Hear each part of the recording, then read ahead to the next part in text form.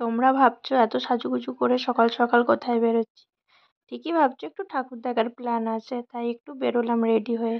এই যে মা আর আমি বাসের মধ্যে একটু ছবি তোলা, ছোট ছোট জিনিস। এই যে ঠাকুর দেখা স্টার্ট। জগদ্ধাত্রী ঠাকুর দেখতে গেছিলাম সেবারে চন্দননগরে।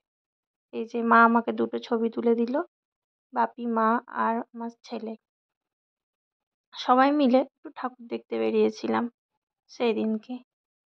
আমার ছেলে আর আমি পোজ দিয়ে ছবি তুলেছি।